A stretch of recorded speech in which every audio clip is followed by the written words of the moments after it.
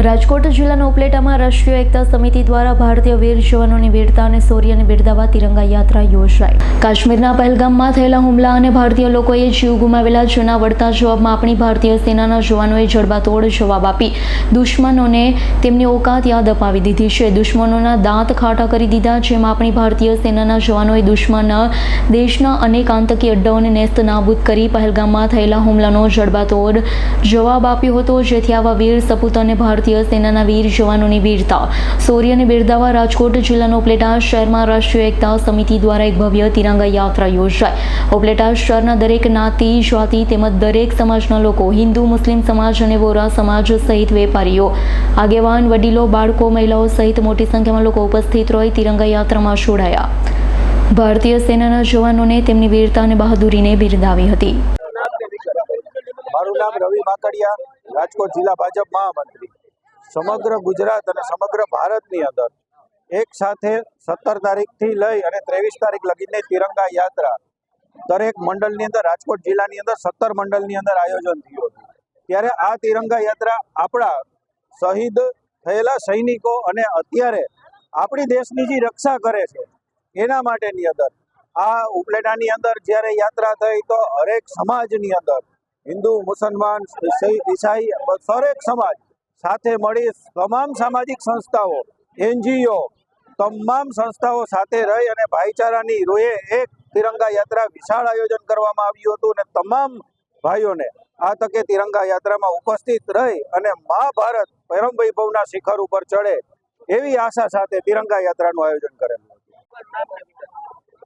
ઉપલેટા નગરપાલિકા પ્રમુખ આજે આ જે તિરંગા યાત્રા ઓપરેશન સિંદૂરના સફળતા ઉપર ને જે દેશ અને સેના ઉપર ગર્વ થાય છે, આજે આ યાત્રામાં આપણા ધારાસભ્ય શ્રી મહેન્દ્રભાઈ પાડલિયા, નગરપાલિકાના પ્રમુખ, ઉપપ્રમુખ, કારોબારીના ચેરમેન અને તમામ મારી નગરપાલિકાની ટીમ આજે આ 18 વર્ષનું કહેવામાં એક કહેવત છે કે 18 વર્ષનું 12 વર્ષનું મળ્યા છે તમામ, એટલે આજે આ એકો એક વરણ બધી જ્ઞાતિ, સ્વર્ણ જ્ઞાતિના ભાઈઓ અને બહેનો આ યાત્રામાં જોડાણા છે। આજે આ એકતા બતાવાય છે કે આજે અમે બધા એક છીએ। મારું નામ ડાયાભાઈ ગજેરા, કિસાન સભાનો પ્રમુખ છું। આજે રાષ્ટ્રીય એકતા સમિતિ દ્વારા તિરંગા યાત્રા ઉપલેટાના બાબા સાહેબ આંબેડકર ચોકથી ગાંધી ચોક સુધી રાજમાર્ગ ઉપર યોજાઈ। ઉપલેટા નગરપાલિકાના પ્રમુખના નેતૃત્વમાં યોજાયેલી આ તિરંગા યાત્રાની અંદર વિશાળ સંખ્યામાં ભાઈઓ બહેનો ઉપસ્થિત રહ્યા હતા।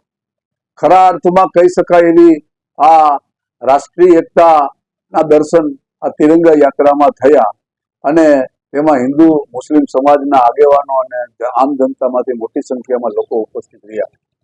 ભારત દેશમાં તાજેતરમાં જે ઓપરેશન સિંદૂર દરમિયાન જે આતંકવાદીઓની વિરુદ્ધની જે ઝુંબેશ કરી અને તેમાં જે સફળતા મેળવી છે અને દેશે જે રીતે સાથ સહકાર આપ્યો છે સરકારને અને આપણી લશ્કરી જે તાકાત છે એનું જે દર્શન દેશને થયું છે અને દુનિયાને થયું છે એ ખરેખર કાબિલે દાદ છે અને આપણે સૌ આ રીતે આપણા દેશના રક્ષણ માટે આપણે સૌ એક થઈને રાષ્ટ્રીય એકતાને મજબૂત બનાવીએ અને રાષ્ટ્રીય એકતા મજબૂત હશે તો જ દેશ મજબૂત રહેશે। આમ જનતાની તાકાત એ જ દેશની ખરા અર્થમાં તાકાત છે એવો સંદેશ આજે રાષ્ટ્રીય એકતા મશાલ આ તિરંગા યાત્રાની અંદર કરવામાં આવ્યો અને આમાં ધારાસભ્ય શ્રી, નગરપાલિકાના પ્રમુખ શ્રી, સદસ્યો અને રાજકીય અને સામાજિક આગેવાનો સૌ ઉપસ્થિત રહ્યા હતા। વિપુલ ધમેશાનો રિપોર્ટ, S9 ન્યૂઝ, ઉપલેટા।